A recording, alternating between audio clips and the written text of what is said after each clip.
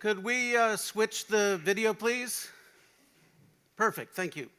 Thank you for coming. Thank you, Todd, for having me. And I think Ken gets a shout out for being a fantastic MC for this event. So he deserves a hand this time. So I'm Sam Guckenheimer. I work at Microsoft. If you can spell my name, you can find my Twitter. If you can't spell my name, well, sorry.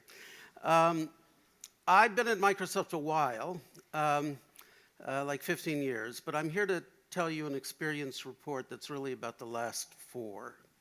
As we have moved our engineers across the company into DevOps. So I work in a group that is responsible for our own engineering system, what we now call 1ES, One Engineering System, which some of you may know, Scott alluded to it yesterday as VSTS, which is the public-facing version of it.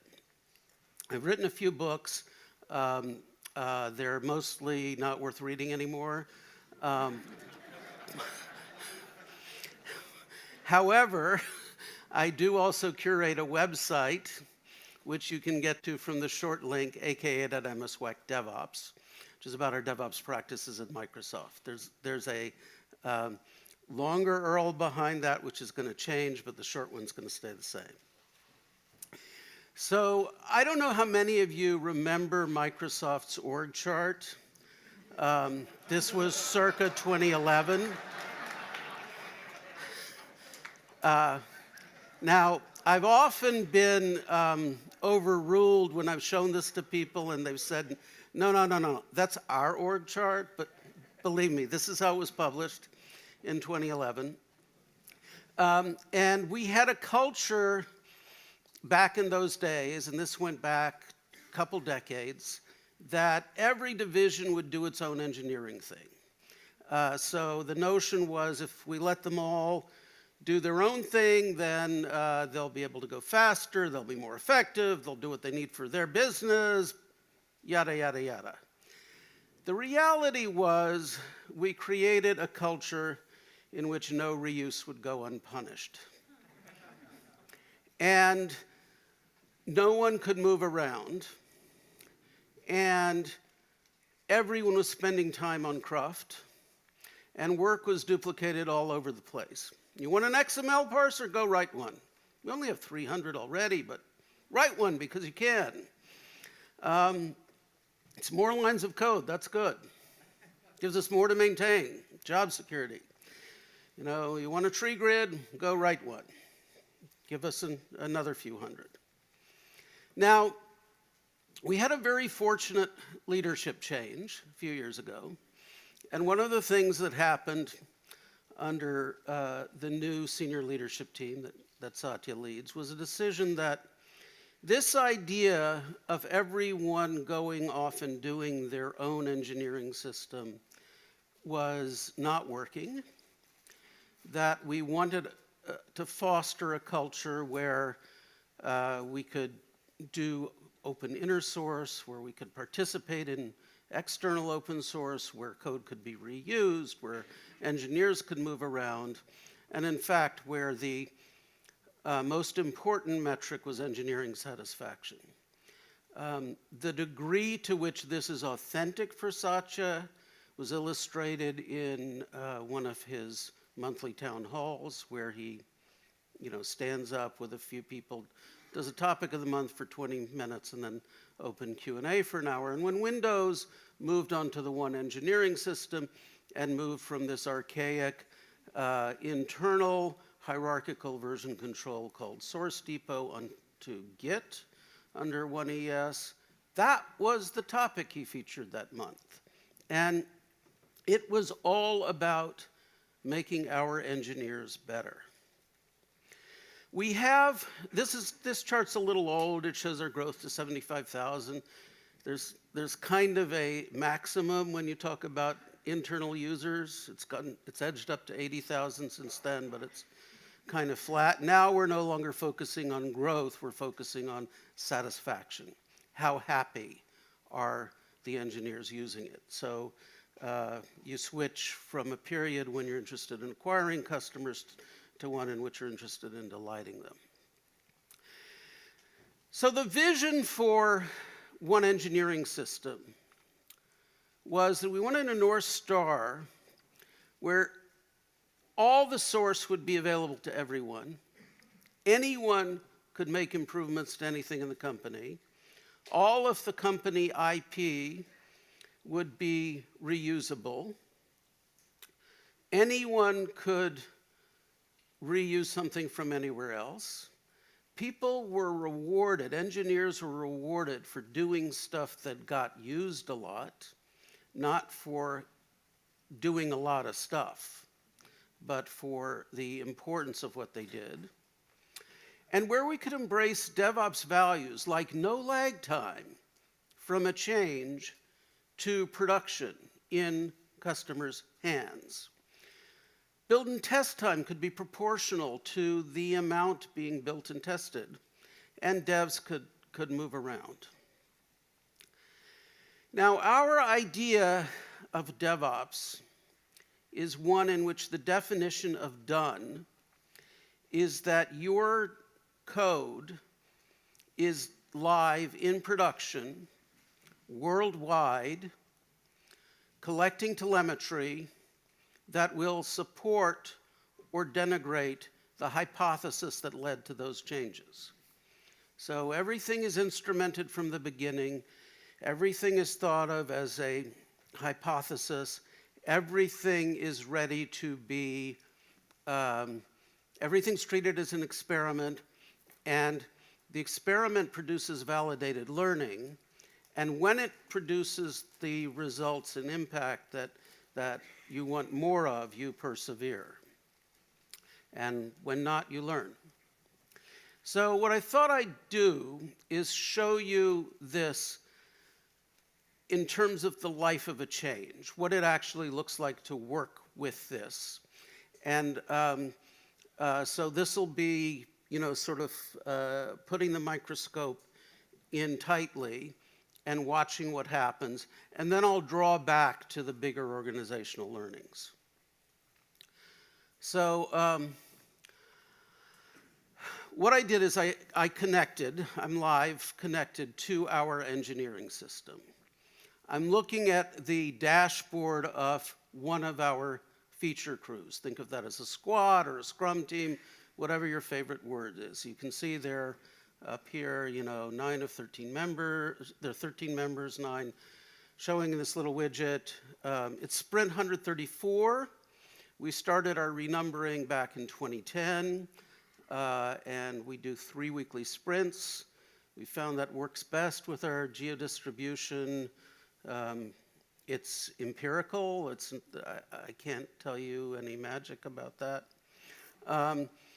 You'll see there are a bunch of standard things like work assigned to me. There are 29 open bugs, which is fine on a team of 13. That's fewer than 3 per engineer average. If you go over 4, you stop work and pay down your bugs. They're being tracked. They're looking at work delivered over sprints and cycle time and so forth. Now, most of their time they actually spend on their Kanban board. This particular, and every crew gets to organize its Kanban board the way it wants. This crew does it in swim lanes. So this top one here is called DRI. That's our acronym for Designated Responsible Individual. In other words, the engineer who is currently on call for production. We do you build it, you run it. So as an engineer, you expect to do like a week, a quarter. Rotation is DRI. So that's reactive stuff on top. Planned work, like here, XML migration and so forth, is further down. You'll see kind of leaner work in process for the planned work than for the reactive stuff up top. And there are other swim lanes for for things that are happening. And this gets modified sprint to sprint in terms of what we're doing. Now, if I'm an engineer on this team, and I want to work on this story, the first thing I do is I click here and say New Branch. And this will create a Git topic branch for me. It will be tagged to that particular work item, as you see that story. And I can name it what I want. So as this is production, I'm not actually going to save that. I get people kind of annoyed with me when I do that. But I then work on my code. And when I am ready, or when I'm ready, I create a pull request. So there's no direct push to master. Everything goes through a pull request flow. Now, if I come back to this overview dashboard, you'll see here we're tracking pull requests. What does a pull request mean in our world? Well, let me show you. So this is the summary of current pull requests. So you'll see, I don't know how clear this is in the back, you'll see there are about 10 that are running right now. Each pull request runs uniquely. We have overall an 80% success rate, so you can think of us as failing typically 1 in 5, sometimes 1 in 4, which is intentional because this is before the code gets to master. So you get immediate feedback as the submitter. And if I,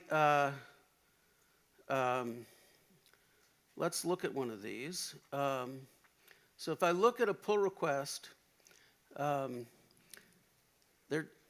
first thing that happens is it goes through a build sequence. So you can think of this as building before commit. And that build sequence, this one completed 2 minutes ago, by the way. So you can get there are maybe 600 or 700 a day across a team of roughly 500 engineers. This one ran 76,000 and some tests. They ran in 16 minutes and change. Okay, and that's typical. We run all of our tests all the time. We do try to prioritize the most important ones to run fast, so if there's a failure, it gets kicked back sooner. But those are the tests in the pull request flow. They're designed to run fast. They're designed to run with that build. Now, what else happens with a pull request? So once that build runs, there are other policies that are applied. So the build is valid for up to 12 hours. This is one I pulled up a little while ago, so it has a little under 9 hours to go before its required policies are met. That includes code review. So a peer code review, we need that for SOC compliance, among other things. And the reviewers come from a group who know something about that area of code you're working on. Security test. That's what this cred scan thing is, a couple other tests. Those are all running on this pull request before it gets committed to master. Now, when all that stuff passes, it will automatically trigger commit to master. That commit to master will go into a continuous integration build. And if you see here, I'm not going to drill down, but this is like the last 20 CI builds. One of them failed. We failed, as I showed you, like 1 in 4, 1 in 5 pull requests. We failed typically 1 in 50 or 1 in 100 CI builds. So this is an example of shifting left. And then after the CI, you get these pre-production tests. They're parallelized as well. We give them about an hour to run, but group them in suites for parallelization so that they run faster. If I look at the failure here, most of them are passing. Each column is one of those CI builds, okay? So after every build, we then run all of the pre-production tests. So let's see, where did that open?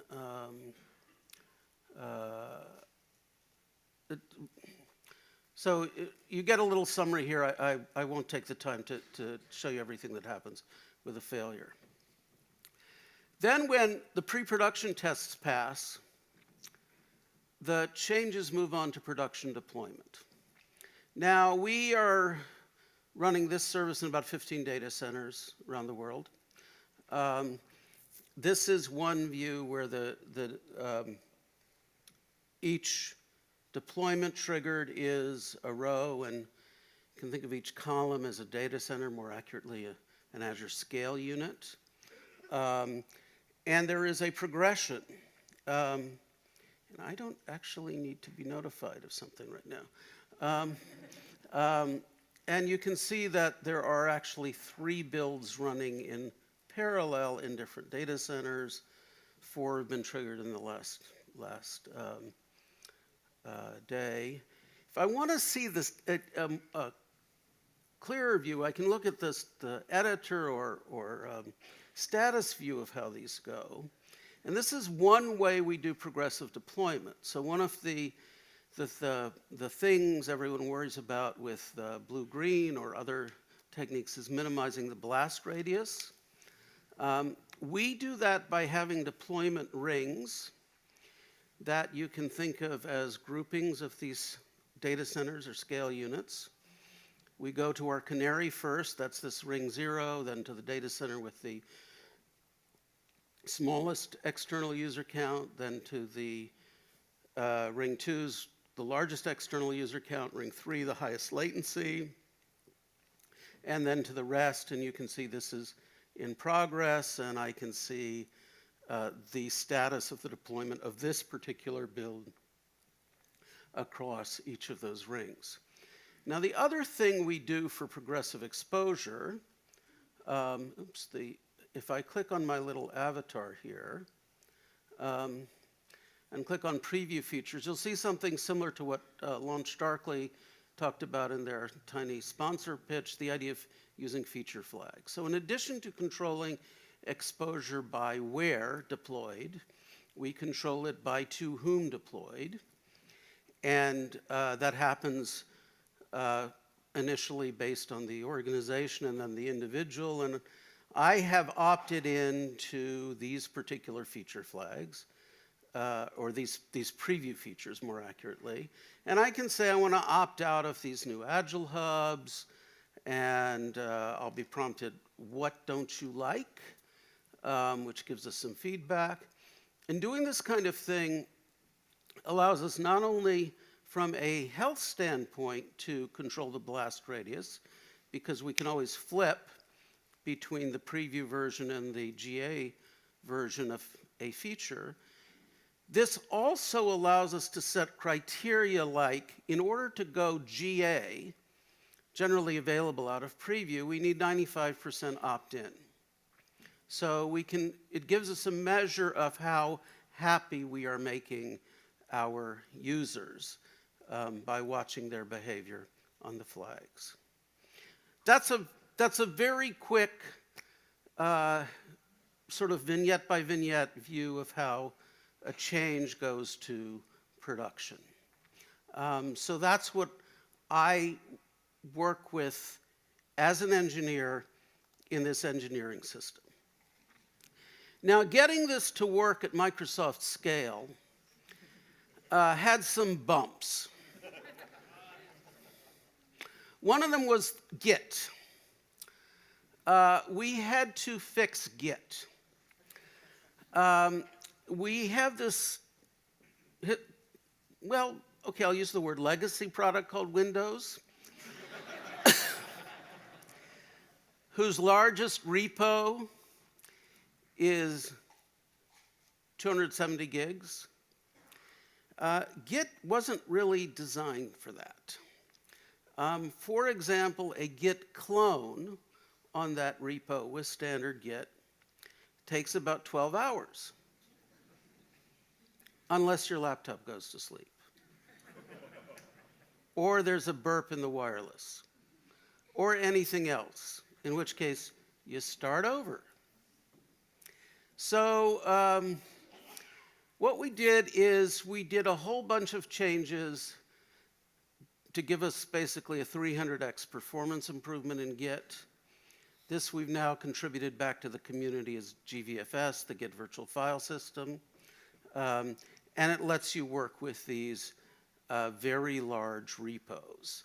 I must say, before we got here, this was the third attempt to get Git usable for this scale. There were all sorts of crazy discussions like, well, refactor all your code so that it can fit in small repos and do individual microservices, yada, yada, yada. And you kind of then get into this dysfunctional conversation about the business benefit of doing that across this code base. So instead of that, we fixed the tool. Now that's an example of the kind of contribution that we've been doing to the open source community. We went from a world where some of you may recall, this was, I think, before my time at Microsoft. I certainly hope so. When we once upon a time had a CEO who declared open source as evil. We now with Google are one of the top 2 contributors to GitHub. This was a study someone posted on Medium, and if you notice, it's a log scale. So it's like 10x over anyone else. And we're in the top couple contributors for things like Kubernetes and Git. So we're serious about this, make life better for the community, and we reward people for that. So it's not, it's not the hero culture anymore where the smartest jerk is rewarded. We follow the saying, if you want to go fast, go alone. If you want to go far, go together. So the things we've learned along this journey, and I have a bunch of papers and talks on the website about this, are how to keep our focus on value delivered to the customer as the primary measurement, how to keep a production-first mindset, that is, what matters is the customer experience from production, and basically it needs to be always healthy, always up, and you don't get to hide behind an SLA and say, well, our goal is to meet the SLA. Our goal is 100% uptime, 100% availability, and the SLA is just, the point at which we will give you your money back. I showed you starting with the dashboard of a crew. That's an example of how we do team autonomy. We roll that up to the other dashboards I showed you for enterprise alignment. We've shifted quality way left, into the pull request flow. So the goal is to get the failure before the code is committed to master. Code is delivered with tests and with telemetry. Now, we've also shifted practices to the right, so that what really matters is what happens in production. We don't care, really, how many bugs you're counting. I mean, when I joined Microsoft, there was an unbelievable amount of arithmetic around bug find and fix rates. And guess what? Someone said you needed to have no open bugs by blah date. You had no open bugs by blah date. That was a really good example of the misuse of a prescriptive metric. what we've done instead is put in a ton of telemetry. Across Azure services, it's about 5 petabytes a day that we're gathering and using in what you might know as Azure Log Analytics and Application Insights. And we use that to troubleshoot, to alert, and to understand usage. And then the fifth practice is, of course, we use the public cloud, in our case, not surprisingly, Azure. And that gives us infrastructure as a flexible resource. So when we want to run tests in parallel, we spin up the resources to run tests in parallel.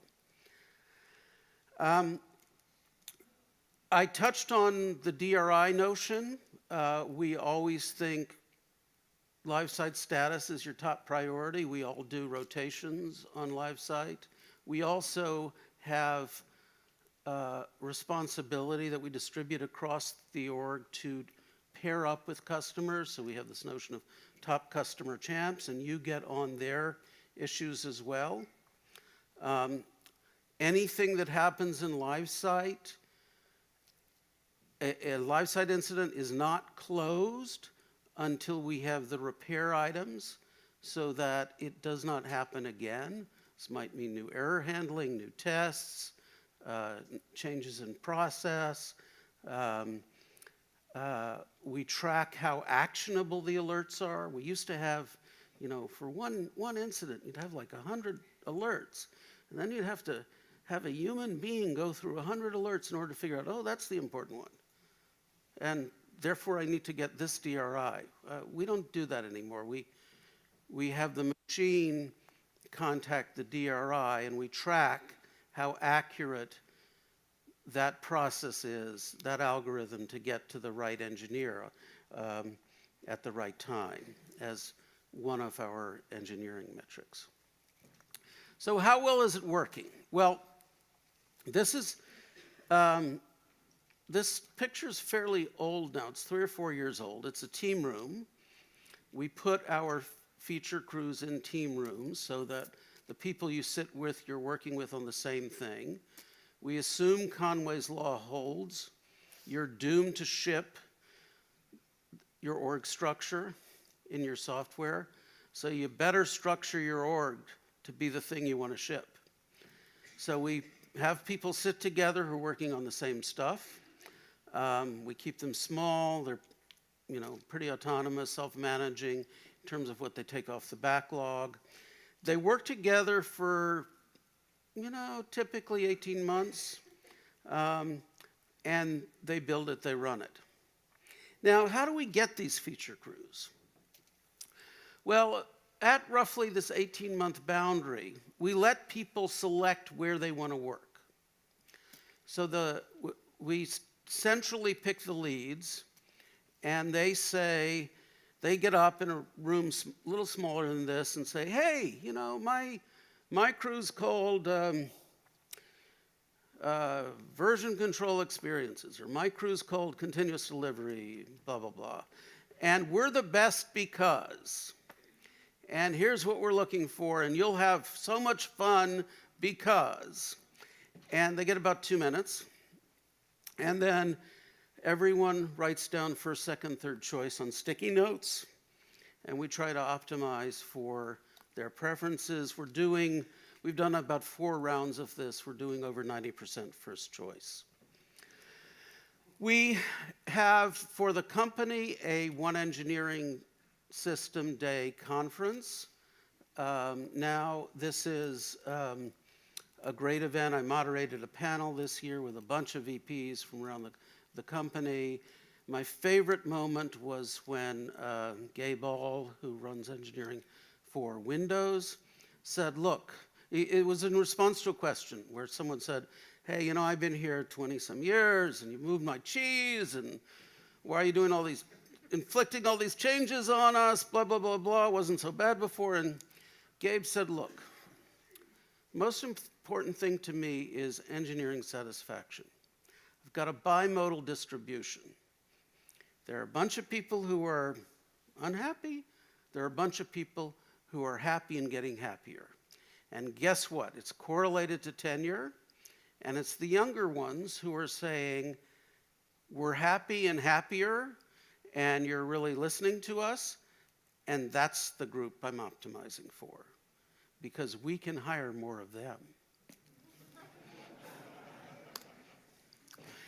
A moment on what we do and don't measure. So we measure in 3 buckets. We measure everything about usage, how customers are coming in and becoming engaged and becoming happy. We measure our velocity, change to production. We measure everything about the health of the running live site and how well we do, detection, incident response, and all that kind of stuff. And we don't measure a bunch of things that create behavioral distortion, like estimates, like hours completed, like lines of code, like what's your capacity. You're smart enough to manage that, so do it, and just take less in to the sprint if you don't have the capacity and so forth. And we don't do bug math anymore. It's just stupid. So we've taken an org, or many orgs, that now count up to around 80,000 engineers in terms of active users on this engineering system, from a world of very long, dark tunnel behavior, where we did things because the hippo, the highest paid person's opinion, determined what went into the release, to one where we are doing very small continuous releases based on experiments. It's really a culture change, and it's really become a cool place to work. We are trying very hard to keep turning the ship around and to keep getting better. So, catch me in a while or go to my website, and I'll keep posting stories about this. Now, I mentioned my website, aka.mswec.devops. I'm out of time. I will also be in the Fishbowl this afternoon at the first slot for the open source. Thank you, and we'll take any questions, rotten fruit, uncooked eggs, whatever you want to throw at me then. Thank you very much, Ken. What?